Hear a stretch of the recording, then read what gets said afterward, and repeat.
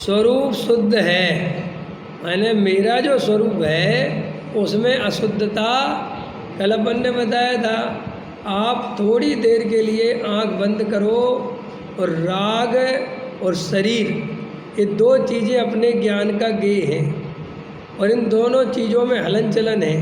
राग में भी परिणमन है और ये शरीर की क्रियाओं में भी परिणमन हो रहा है। अब अंदर जो एक स्थिर तत्व है वो है ज्ञान। तो ज्ञान की तरफ देखो तो उसमें चलायपन नहीं है, ज्ञान नहीं बदलता, ये बदलती है। क्या बदलता है? और हमारी दृष्टि काय पे रहती है, तो हम क्या सोचते हैं कि हम बदल गए। तुम कहाँ बदले भाई, तुम कहाँ बदले बताओ। ये कोई मैं तुम्हें बड़ी बात नहीं बता रहा हूँ, ये तो बहुत शांति से आप ये देखो कि वो जो जानने वाला है वो तो वहीं का वहीं वैसे का वैसा रहता है और उसी को जानने का नाम धर्म है। तो बताओ उसको जानना कठिन है कि सरल है?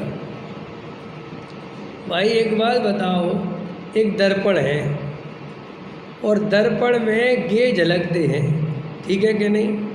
अब हम तुमसे, क्योंकि दर्पण में गे झलकते और गे बदलते हैं, तो हम तुमसे कहें कि जाओ इस गे को पकड़ो, तो भाई गे को तो नहीं पकड़ सकते, क्योंकि गे तो भाई कोई आता है फिर दूसरा और उस दर्पण में जो तुम यहाँ बैठे हो और वहाँ दर्पण लगा और उसमें गे झलक रहे।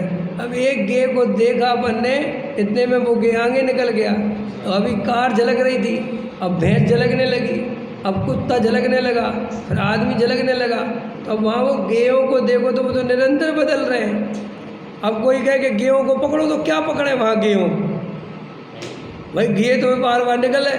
अब किसी ने कहा दर्पण को देखो, दर्पण को देखना कितना आसान, क्योंकि वो तो सदाकाल एक रूप है, लगा हुआ है। तो ऐसे ही दर्पण को देखना सरल है कि बदलते हुए गेयों को देखना सरल है? बोलो दोनों में सरल कौन सा है? अमित, कौन सा सरल है, गेयों को देखना कि दर्पण को देखना?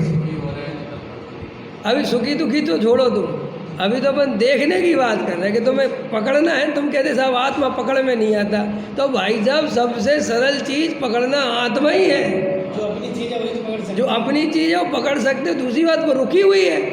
अरे बाकी तो अस्थिर है भाई। पर्याय और द्रव्य, तो पर्याय पकड़ना इसलिए कठिन है कि पर्याय निरंतर बदलती है और द्रव्य पकड़ना इसलिए सरल है कि वो एक रूप रहता है।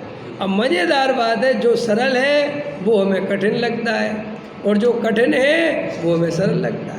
तो सही ऐसा कैसे हो गया? अभ्यास विपरीत होने के कारण।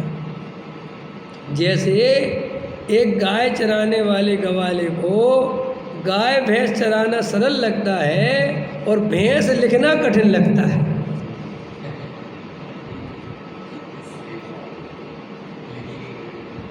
वही बता, ये समझ में नहीं आई तुम्हें बात? ये देखो एक कहावत है, काला अक्षर, ये अर्थ ही इसका है। एक अनपढ़ आदमी हो तो उसको जो काले अक्षर जो लिखे हैं ना, ये अपन पढ़ रहे जो, उसको ये ऐसा लगता है कि क्या आफत है ये। समझ में आया कि नहीं आया? लेकिन उससे कहो भैंस चरा लो, वो कह भैंस चरा ले। अरे जबकि भैंस चराना कितना कठिन काम है, धूप में मरो, समझ में आया, उसके पीछे दौड़ो, वो किसी खेत में घुस जाए तो कितने ही डंडे मारो वो भागती नहीं और तुम्हें डंडे पड़ेंगे उसके चक्कर में, तो भी वो कहता मैं भैंस चरा लूँ। लेकिन उससे कहो कि जो तुम अक्षर बनाना सीखो, वो कहता ये हमारे बस की। ऐसे ही आचार्य कहते हैं ये कैसा ज्ञान है, ये कैसा मोह है कि इसको गेयों को देखना तो सरल लगता है जो निरंतर बदलते हैं, और राग को देखना सरल लगता है जो निरंतर बदलता है। समझ में? ओ गायक वो जो निरंतर, वो कहते हैं इसको नहीं देख सकता मैं। ये आश्चर्य की बात है कि नहीं? तो देखो अपन अभी शास्त्र की बात नहीं कर रहे, तुम शांति से देखो, अंदर में एक जानने देखने वाला ज्ञान भाव है और एक रागादि भाव है और एक शरीर है। तो शरीर में हलन चलन हो रहा है, परिणमन हो रहा है, भाषा निकल रही है। ऐसा बोलने का विकल्प आ रहा है, फिर दूसरा विकल्प आ रहा, फिर तीसरा आ रहा। अब उसके अंदर चलो, अब जो कुछ भी हो रहा है, एक अंदर एक ऐसी चीज़ है जो मुझे 1 मिनट पहले मेरी शरीर में क्रिया हुई थी, वो उसका भी साक्षी है। फिर उसके बाद जो वर्तमान में क्रिया हो रही है वो उसका भी साक्षी है, और भविष्य में क्या क्रिया होगी वो उसका भी साक्षी है। तो सर्वज्ञ किसे कहते हैं? जो भूतकाल, वर्तमान काल और भविष्य काल एक साथ एक समय में जाने, उसे सर्वज्ञ कहते हैं। तो तुमने एक समय की पर्याय में तीनों कालों के परिणमन को जाना कि नहीं जाना? कि साहब क्या बात करते हो, जाना ना भाई, थोड़ा थोड़ा जाना, जितने तुम्हारी पावर थी वर्तमान में, शक्ति थी, उतना जाना, लेकिन उसका अंश तो है ना प्रकट।